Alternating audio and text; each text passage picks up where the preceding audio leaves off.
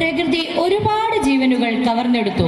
ഇതാ വയനാട്ടിലെ ചൂരൽമലയിലെ ഉരുൾപൊട്ടലിൽ അത്ഭുതകരമായി രക്ഷപ്പെട്ട 2 ജീവനുകൾ.